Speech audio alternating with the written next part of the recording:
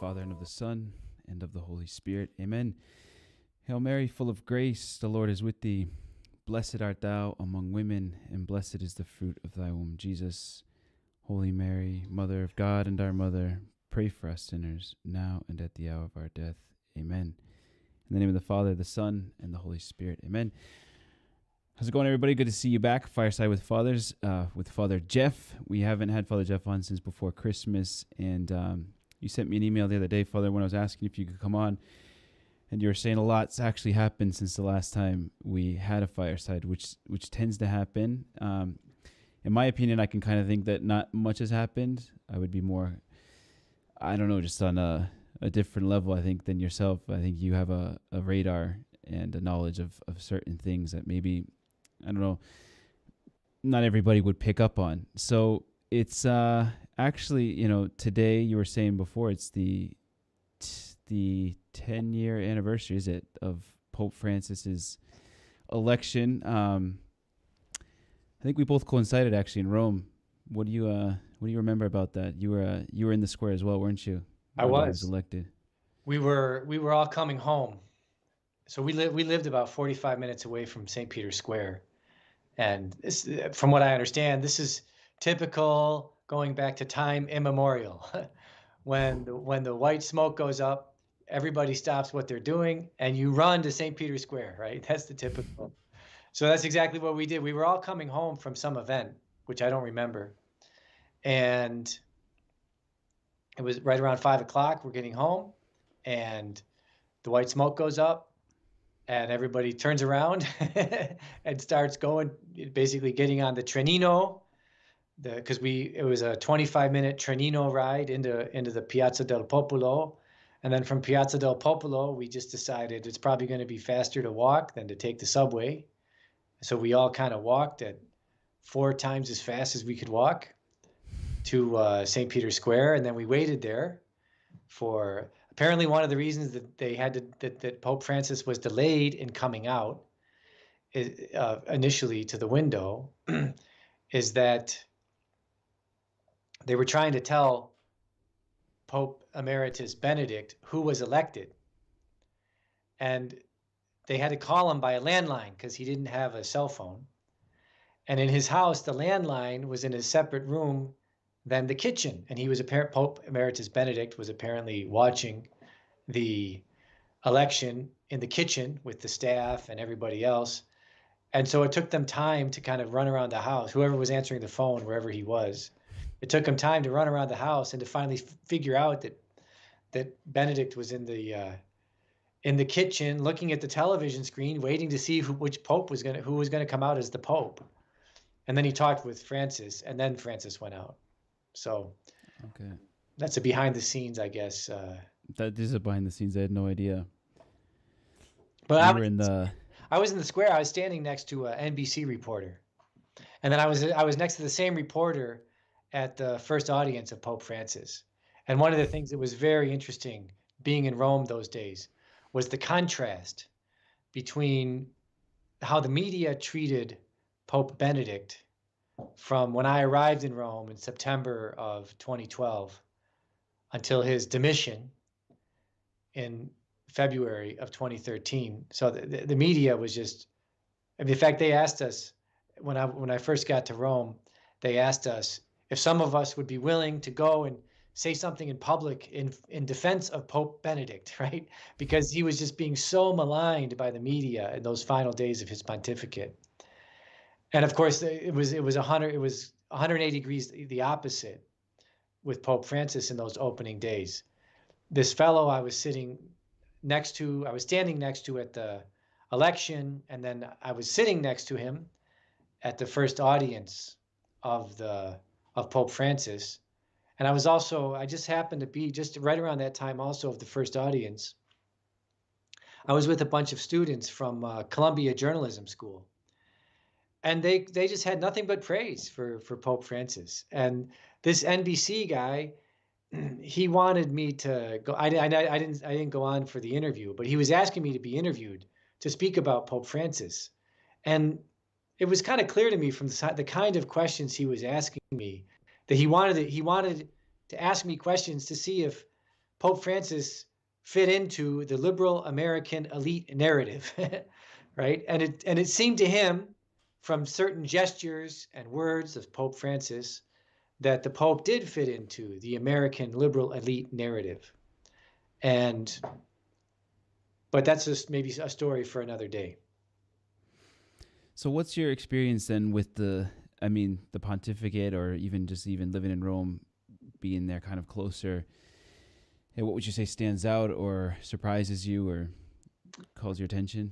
Well, I mean, what stands out to me more than anything would be, so today in some of his comments on the 10th anniversary, one of the regrets of Pope Francis is that he may be the Pope during a time which leads to another Cold War or another World War. And he finds that to be probably the greatest tragedy of his papacy. Wow. And for me, that's significant because when Pope, if you go back to when Pope Benedict was elected, I happened to have a conversation with Cardinal George after the election of Pope Benedict. And Cardinal George said that, well, one of the reasons that they elected Pope Benedict, and one of the reasons he chose the name Pope Benedict, is that, well, the previous Pope, Benedict XV, he was the Pope when the First World War started. And that was the great tragedy of his pontificate. And Cardinal George said that one way you can look at the 20th century is you can look at it as a play within a play, right? The larger play was this play of the Catholic Church trying to deal with, in the Western world, deal with the secularizing powers of the Western world. In the Universal Church, trying to help the developing nations to develop, to emerge, especially the ones in Africa, in which there had been many conversions in the 19th century, or Asia, right?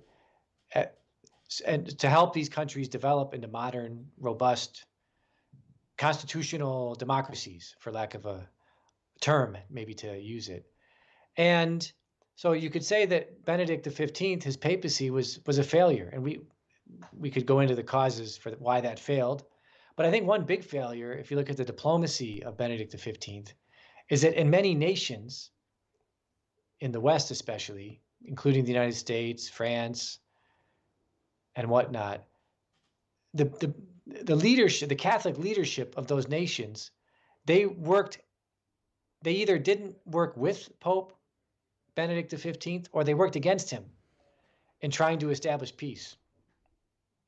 I mean, they're not the biggest variable, but in our little corner of the world of the Catholic Church, you see this happening.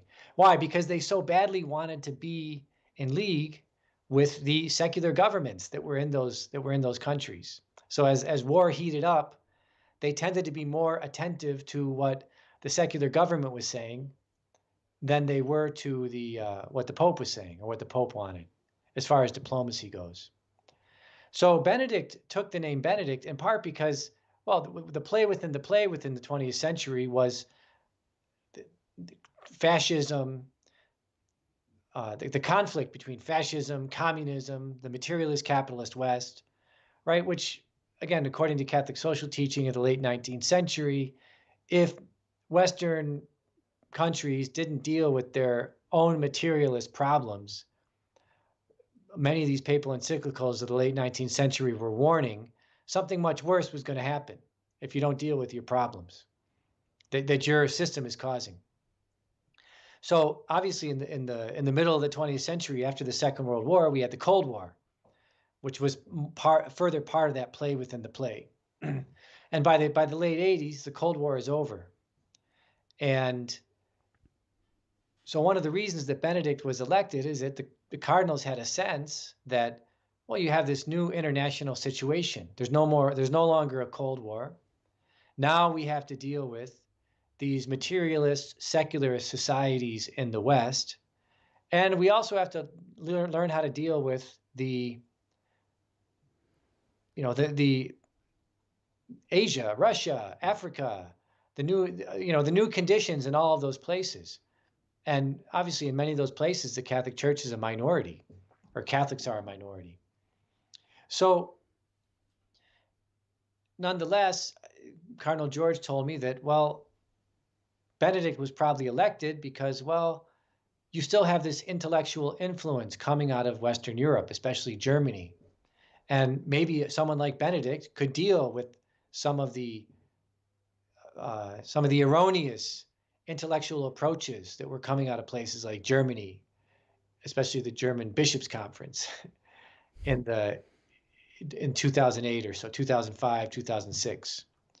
So when Pope Francis is elected, obviously there was a strong faction within the Vatican that worked with, I think, Western security services in order to undermine the papacy of Benedict XVI, and also to encourage him to leave office. And these security services and the Western elites, they were very happy when Francis came to power, because they kind of thought they had their man. They had someone that wouldn't be as critical of Western materialism in its various forms. I think that was their hope, right? Or some of the effects of Western materialism on culture. But it's interesting, right, that for me, one of the most memorable moments of my time in Rome during the papacy of Pope Francis, which is still going, was the Syrian crisis.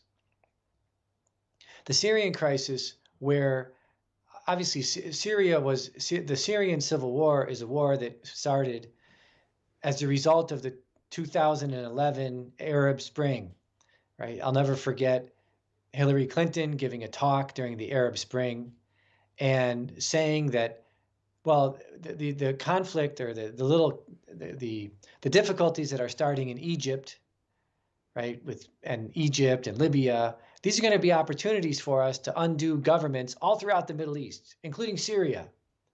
And several months later, ISIS shows up out of nowhere, and the Syrian government goes the Syrian rebels, who were funded by Western powers, they start to rebel against the Assad government. ISIS shows up, and ISIS allies with the Syrian rebels against the legitimate government of Syria. And this was all, actually, it was kind of funny, because this was all just following a plan that was cooked up by the CIA in the late 1950s, how to undermine the Syrian government. And another thing that was cooked up during that time was the supposed threat of using not nuclear weapons, but chemical weapons, that the Assad government was going to use chemical weapons. It was a complete fabrication, right? The other interesting thing is that ISIS, who we supposedly opposed, we were somehow supporting, right, in the case of Syria, right, these radical fundamentalist groups. But so Pope Francis, during the height of this conflict, or the height of this tension that was introduced, especially the potential use of chemical weapons, right? He asked everybody to go to St. Peter's Square one day and pray that something be resolved, that these tensions be resolved, at least with respect to the use of chemical weapons. And actually, it was Vladimir Putin who stepped in and came up with the plan for getting rid of the chemical weapons, if they were even actually there. But there was some sort of a plan that he came up with for avoiding basically avoiding an escalation of the Syrian war into a greater war at that time. And it's right after the Syrian conflict. It's right after that tense moment in the Syrian conflict, because the Syrian thing is still going on. But it's right after that tense moment that the Ukraine conflict heated up again, that the U.S. State Department shifted its efforts to Ukraine. And now we have Pope Francis, in this last week, his several comments on the Ukraine are reflective of, well, we see once again the world potentially dividing itself into two blocks. it's not just the evil Russians and the mysterious Chinese that are forming these two blocs. It seems like the United States, NATO, the EU, NATO stan, as some call it, they're doing something. They're a significant player, and so often in Catholic circles, the role of the EU, the United States, NATO is neglected in explaining the circumstances that are leading us into this new Cold War and this potentially World War III or World War IV or World War V, however you define world wars.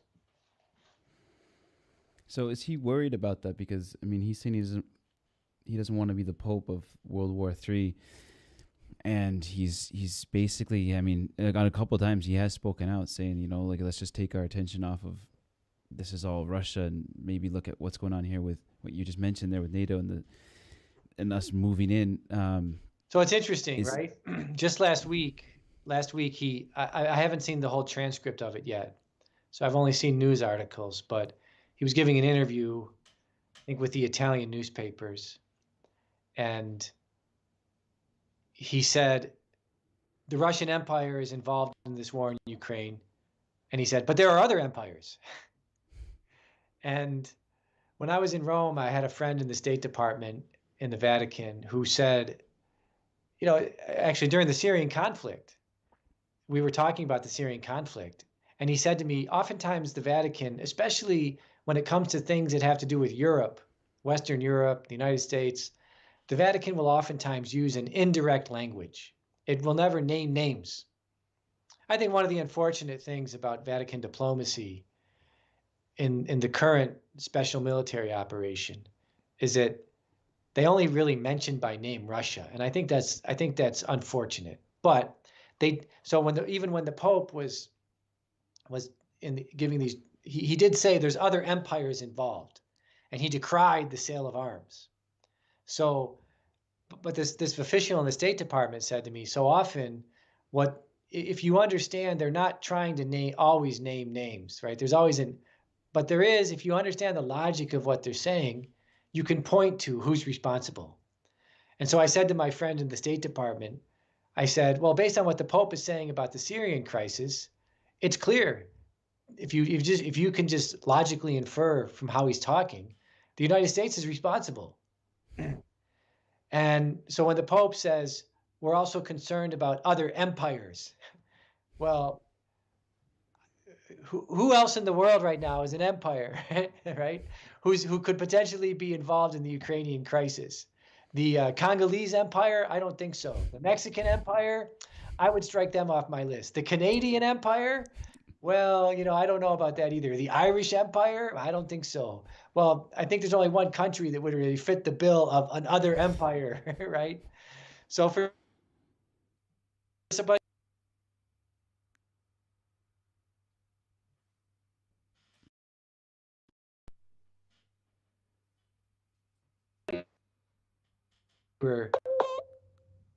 this has to do with, are you there? Hello? Okay. Yeah, can you hear me? Hello? Am I on? Hello? Can you hear me? I can hear you now. Can you hear me? Okay. Yeah, it was just when we were you just I think when you mentioned United States the Empire, I think that's right when it cut. The NSA is listening. Yeah. Anyway, but I think there is this, right? There's still this tendency in the church to, and I think it's worth, I'll just say it, right? But there's still this tendency to not want to offend the EU, the World Economic Forum, the Soros-leaning NGOs of this world, the American empire, NATO, right? There's still a kind of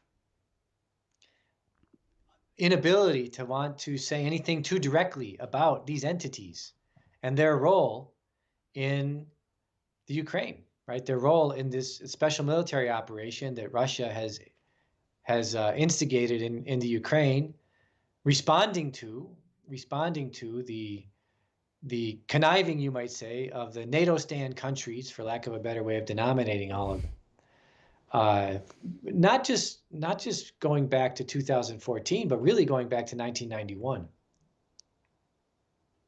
And I think that's what the Pope is saying is part of the tragedy of the Ukrainian conflict, right? That in many of his initial statements, and in many of his statements throughout the length of the special military operation, Pope Francis has said things that have been very emotional and very understandable, right? And all wars are a tragedy. All wars are a tragedy because, well, soldiers die, and they're sons of their mothers who love them, and they have wives, and they have brothers and sisters, and they're parts of families. And it's also understandable that there are some always in these places that they want to die for, they're willing to die to defend their country. And it's a tragedy. And it's also a tragedy for, well, even the soldiers of, it's a tragedy for Russian soldiers who die in something like this. It's a tragedy for everybody involved, right? And the Pope has been very clear in his statements along those lines. But you can see, and I think the Pope is getting advice here.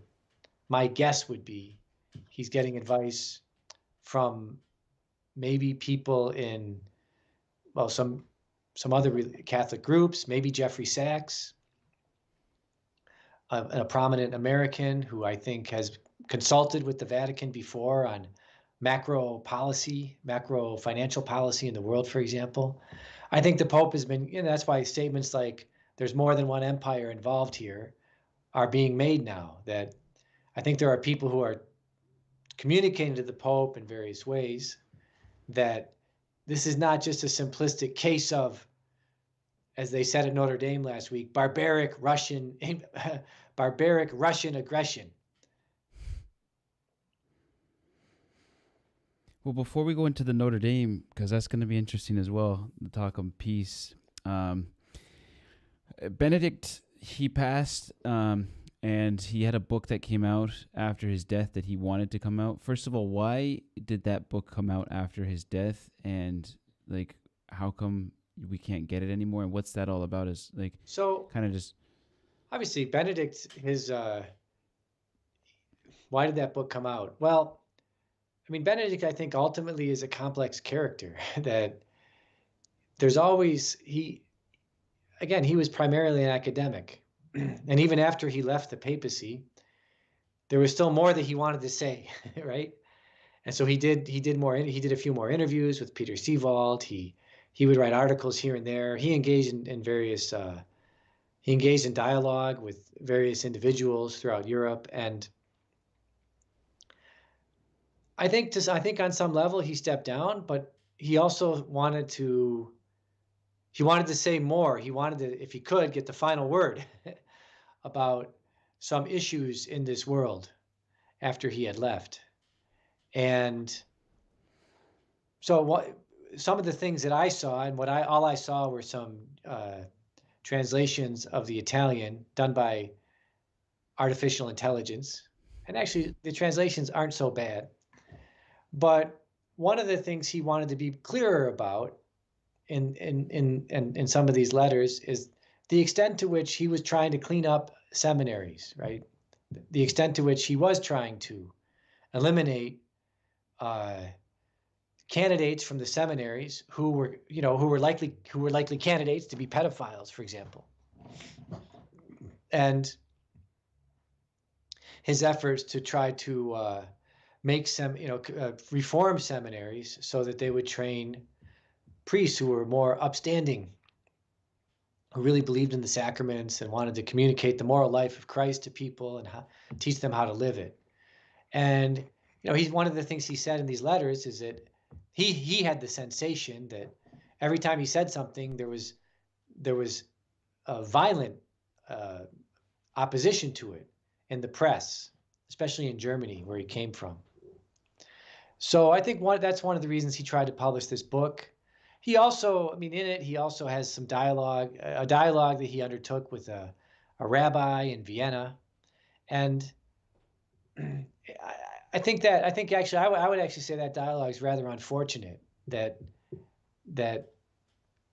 because I I think in that particular dialogue, one of the obsessions of Pope Benedict was a healthy relationship with the Jewish people, and or cultivating what he would understand to be a healthy relationship with the Jewish people. And his whole effort, for example, to recognize the traditional Latin Mass, it got him into trouble with the Jewish people. And I think this dialogue with this rabbi in Vienna, he wanted to try to have some sort of a dialogue that would smooth things over or set the record straight. In the end, I don't think that dialogue succeeded in the book.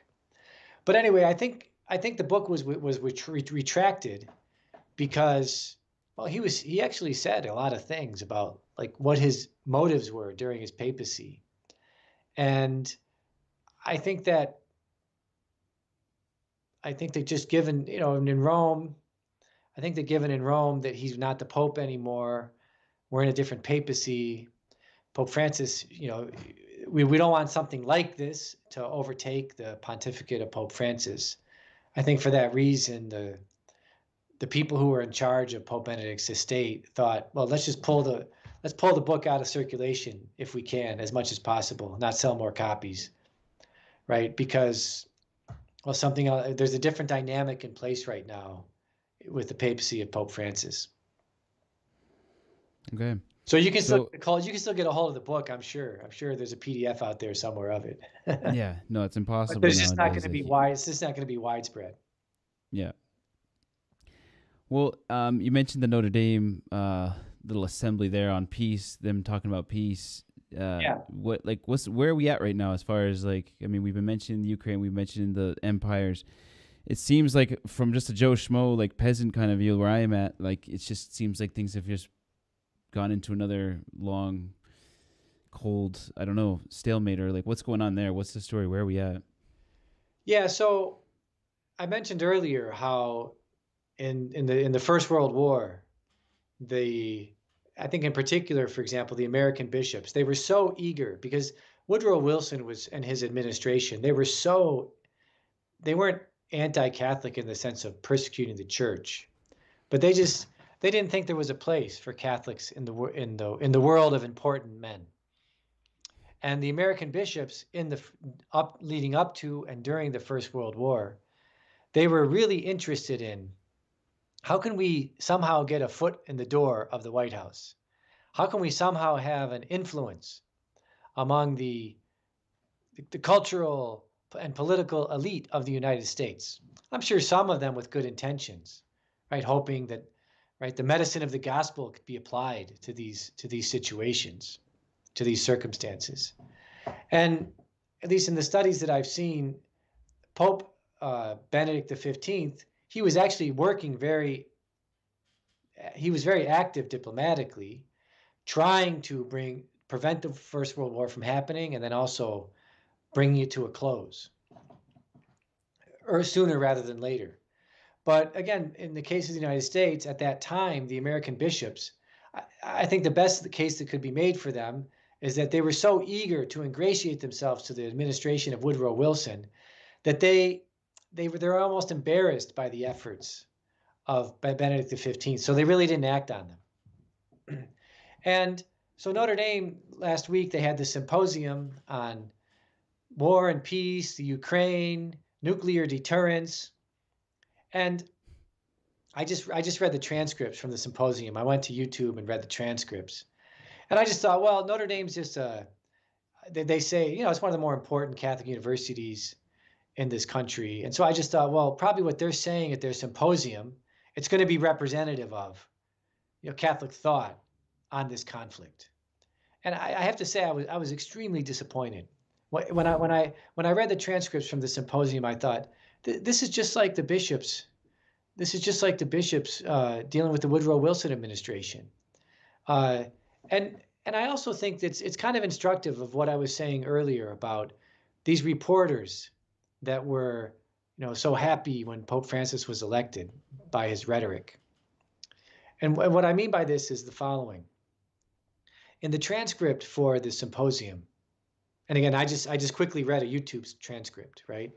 But in the transcript for the symposium, the first speakers, praising, he praises Pope Paul VI, his encyclical Pacem et Terris. He speaks so highly of the efforts of the U.S. bishops in 1983 to decry nuclear war. And he says, then he speaks about what he calls, right, the magisterium of Francis on peace and whatnot. And I don't have to go into many specifics, but one of the things he does say is, well, Pope Francis says there can't really be any more a just war, but we have to do everything we can to get rid of war. So I mean, that's all good, but when you read what comes next, you realize, you get the sense that all of this fellow's statements about peace and nuclear deterrence and we should be pacifists, he's all just giving lip service to the rhetoric of Pope Francis. Because the next thing he says is, he says, well, in this war, it's clearly a war of barbaric Russian aggression. He says, maybe the Ukraine could have done more before the conflict to de-escalate or something along those lines. And then he says, but we need, even though we can't really use just war theory anymore, we should be doing everything we can to defend the Ukrainians so they can fight in a heroic struggle against the barbaric Russian invaders, right? We should be giving them weapons. And he speaks about,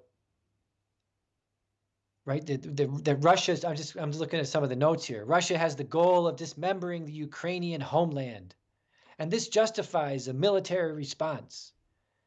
And he says, well, within all this context, of course, we need to seek peace.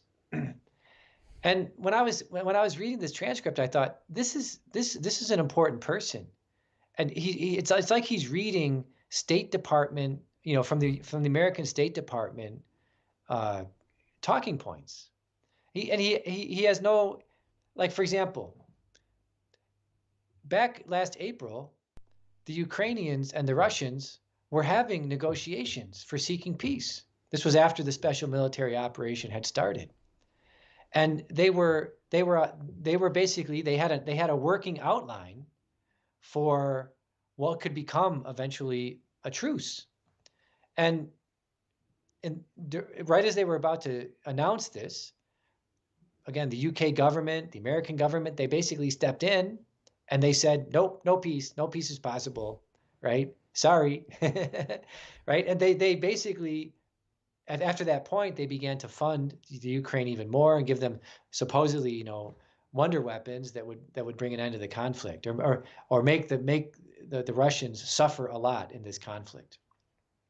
Another point, they call it barbaric Russian aggression. I think it's very interesting that the Russians, when they went into the Ukraine, they called it a special military operation. And at the Notre Dame Symposium, they don't even articulate the Russian objectives of the special military operation: to denazify Ukraine, right? To demilitarize it, to prevent the Ukrainians from shelling the Donbass, right? From 2014 until 2022, the Ukrainians were shelling on a regular basis Donetsk, the city in the Donbass. And that still goes on, actually. And people estimate 14,000 civilians have died in this shelling. When Putin directed the army to go in to the Ukraine for the special military operation, he put strictures on them. It was not barbaric at all. I mean, yes, war is a tragedy. I agree, right? Maybe there could have been other ways other than war to do it. That's quite possible. But having put that aside, when he went in, he put strictures on them. For example, not to bomb infrastructure. So it's only recently that the Russians have sent missiles targeting Ukrainian infrastructure, just for example. But in the opening months of the war, they didn't target infrastructure. They didn't do massive bombing campaigns of cities targeting civilians the way that, unfortunately, Western countries have done in the wars that they instigate in places like Iraq or Afghanistan. And and also they didn't even go in with their full army. They went, I think precisely the initial force that Russia introduced in the Ukraine, I think they were trying to maybe scare the Ukrainians into suing for peace of some sort of a settlement. So, and then also in the symposium, they don't mention at all. In fact, they even, at one point in the symposium, they praise writings by American authors who use things like human rights, humanitarian aid, civil disobedience as a way of going into countries, trying to instigate color revolutions under the guise of these monikers, right? In order to undermine places like Georgia, the Ukraine in 2005, the Ukraine in 2014, right? All these so-called humanitarian measures of civil disobedience, they were all used as a way of basically trying to have coups or commit coups that would lead the Ukrainian government to be pro-Western, pro-EU, pro-NATO, pro-hostile to Russia, right? They don't mention at this Notre Dame symposium, right, the official public documents by American foreign policy strategists, right, to break Russia up into 100 pieces, into 100 different nations. They don't mention at this Notre Dame symposium, right, the long-term efforts really to prey on the fears of Central and Eastern Europeans, what happened to them during the Cold War, during the Soviet occupation of those countries, during the communist occupation of those countries, but to prey on what was, whatever you want to call it, Soviet expansionism into those countries, to prey on it in order to get those countries to be hostile, what is now Russia, right? Even then, actually, the other thing, even the statements from the Vatican about the Russian Empire expanding, I actually think that's false. I think if you understand the Russians, I don't think they see what they're doing in the Ukraine as, if you were to allow them to speak for themselves, I don't think that they see what they're doing in the Ukraine as the Russian Empire expanding. Right. The other thing that they say at the Notre Dame symposium, like that the Russians are dismembering the Ukrainian homeland. Well, when I think about this whole Ukrainian conflict, I mean, I think of the United States. What would happen in the United States if, in 1991, at the end of the Cold War, Russia and China conspired with 1/4 of the United States, let's say the Southwest, the part of the United States that the US got because of the Mexican-American War, right? What if Russia and China separated that part of the United States from the United States and then started, through propaganda, through the news, through cultural institutions, basically started funding all sorts of institutions and groups in the Southwest of the United States to basically want to become a hostile military force against the United States, right? What would happen? I mean, I think at some point, right? Or I can think of another country. Maybe even connected to that you might be familiar with as well. What if a foreign country were to come in to even a small island and take away 1/4 of it and try to make it a hostile force to the rest of the island to undermine its political, cultural, moral sensibilities? I mean, would that be readily accepted, right, by the rest of the nation? Would they, basically say, I think what you're doing is great, we're just going to let it happen, right? I don't know. I don't know if that would happen, right? But I think so. So I think at this Notre Dame symposium, what you see happening, it's a great example of a kind of American, more liberal mentality, which gives some sort of lip service to Pope Francis, to let's say with the Vatican, some of the statements that might come out of the Vatican. But in the end, they're much more attentive to, they're much more docile to the American State Department, right? And this is a perennial problem in the United States, that the Catholic leadership in the United States is much more attentive to the State Department, whether it's conservative or liberal, right? The needs of the empire. And it's not just the United States. This is in a sense always the problem of Catholic leadership in powerful nations, right? You can be much more attentive to the cultural, political, economic elite than you are to the needs of ordinary Catholics, or even the real interests of peace and the common good, right? And so that's where I think the Notre Dame Symposium falls short, because in the end, at the Notre Dame Symposium, even though it was under the moniker of peace and pacifism and whatnot, and it's also interesting, right? One of the things they also discuss is nuclear deterrence. And while they're having this conference on nuclear deterrence, right? They also, at that same time, the United States was flying a B-52, which is a bomber that can carry nuclear weapons, right by St. Petersburg, right by St. Petersburg, Russia. And but at the symposium, there was like this. There's always this implicit thing, and of course, the American State Department has been doing this throughout the conflict between the Ukraine and the Russians. They've been insinuating that, oh, the Russians are going to use nuclear weapons. The Russians are the ones who are going to use nuclear weapons, right? When it's actually the Americans who are the ones that are considering, who are willing to consider. And by the way, I don't think nuclear weapons will be used at all in this conflict. I don't really think that's a danger.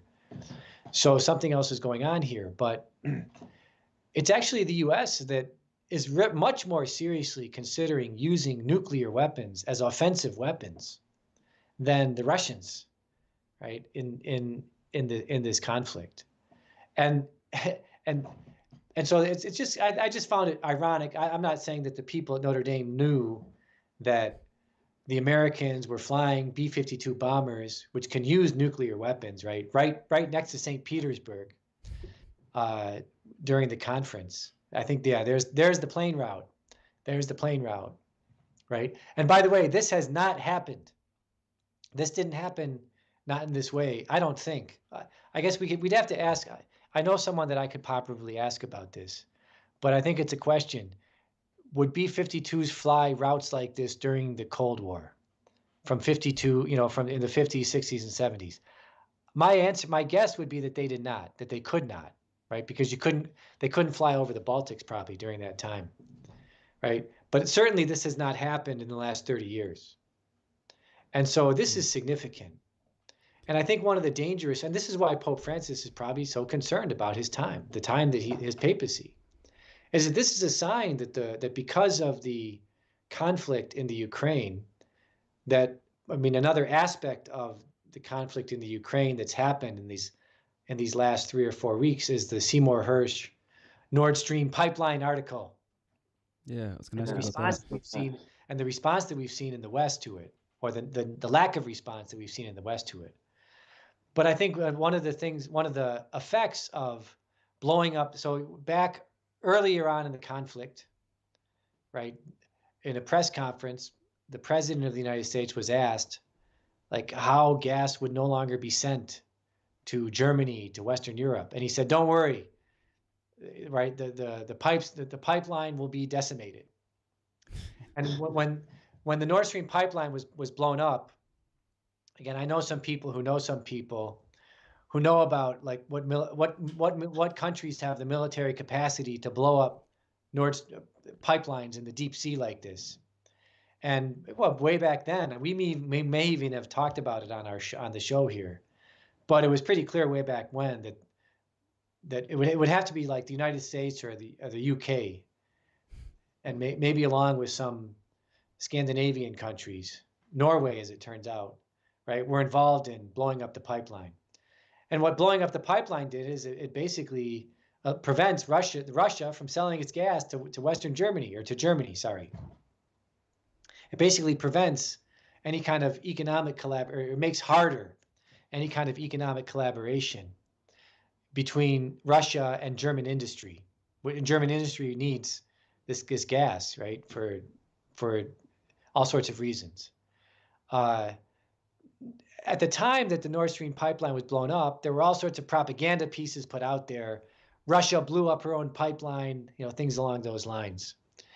And then the dean, one of the deans of American investigative journalism, Seymour Hersh, about 3 or 4 weeks ago now, he published an article. He published it on Substack, which tells you something about how times have changed. Seymour Hersh, by the way, also back in 2013 in the Syrian crisis, he published an article also explaining how there's no way that the Assad government would have had chemical weapons and used them. So Seymour Hersh back in the 60s and 70s published a number of wonderful investigative pieces. Right? He's really one of the most respected investigative journalists that the United States has ever had. Well, he published an article, 3 or 4 weeks ago, basically saying, and he has inside sources, basically saying the U.S. did it. The U.S. blew up the pipeline, right? And then another important, prominent American, Jeffrey Sachs, again, he oftentimes has been consulted by the Vatican on macroeconomic, macro geopolitical policy. Jeffrey Sachs has also been making the rounds on the internet, going to various sources, essentially saying that, that the United States is at fault for, or has a large responsibility for the conflict in the Ukraine, for blowing up the pipeline, right? And that we need a different policy. And then last week, the New York Times published an article basically saying that Ukrainians friendly to the Ukrainian government, they got a yacht and they drove this yacht out into the Baltic Sea and they blew up the pipeline, right? Which of course, actually there's footage out there of Seymour Hersh finding this out, like while he's on a podcast, and he just starts bursting out in laughter. Right? There's no way this happened, right? You can't tell me that Gilligan and the captain and the professor, like we see in the picture here, you can't tell me that, they got a yacht and they drove out into the Baltic Sea and they blew up the pipeline, right? That it's just absurd. But what's interesting is that, again, the American media, for the most part, goes along with this. I mean, the New York Times published the article. The New York Times, which 40 years ago, the New York Times was the magazine, or the newspaper publishing the articles of Seymour Hersh. Now the New York Times will not publish Seymour Hersh. Seymour Hersh has to publish his article on Substack. That might also tell you how journalism has changed. But I guess that could open up a whole nother. Sorry.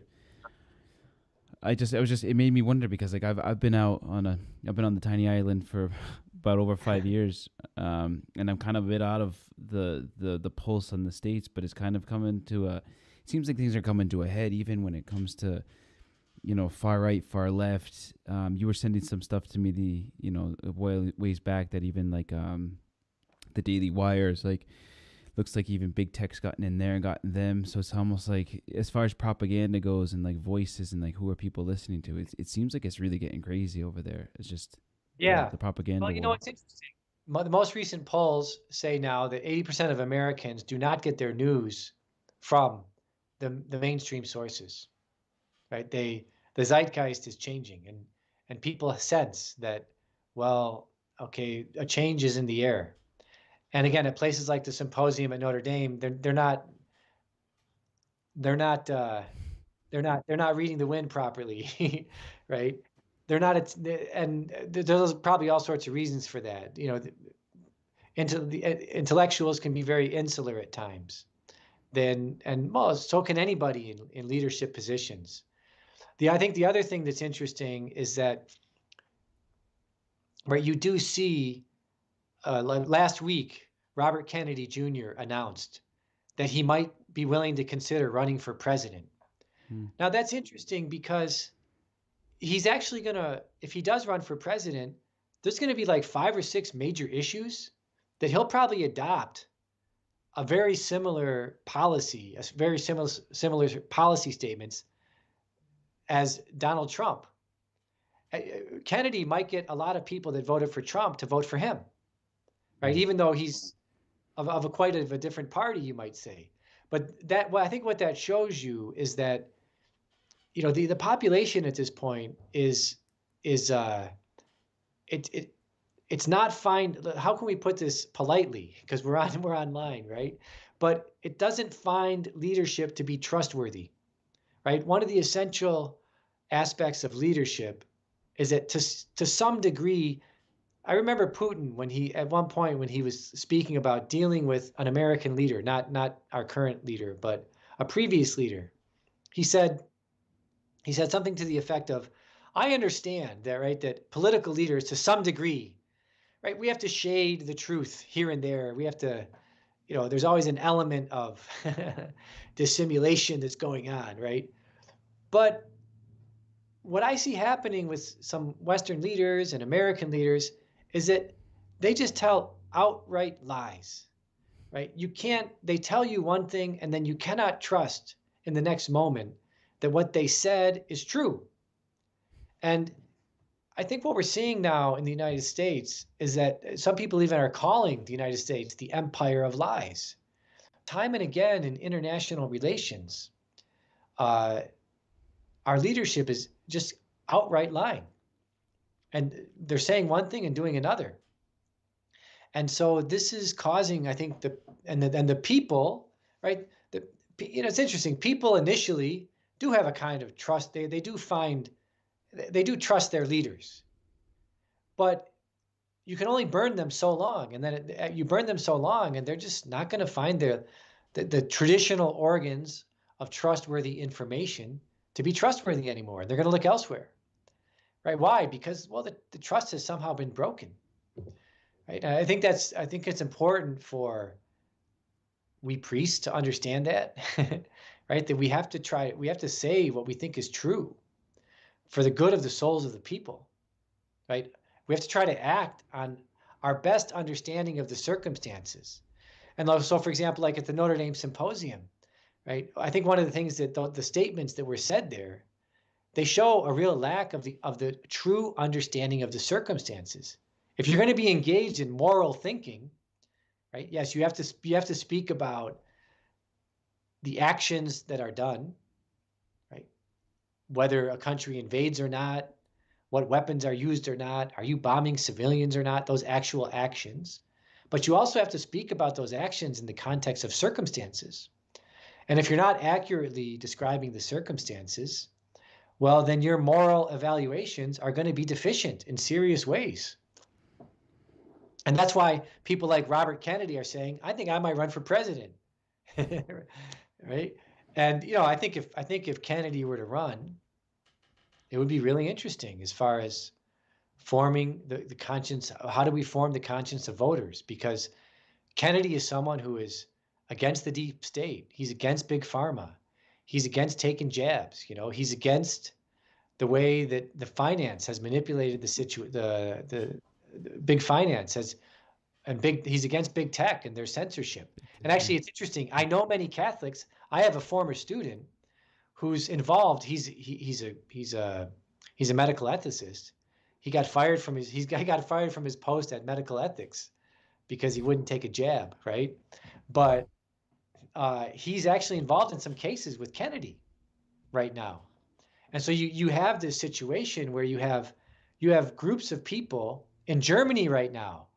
The more, let's say, traditional, people would call it right, traditional German nationalist party is potentially going to be in league with some of the more pacifist leftist Germans against further involvement in the Ukrainian conflict, giving silly weapons to Ukraine.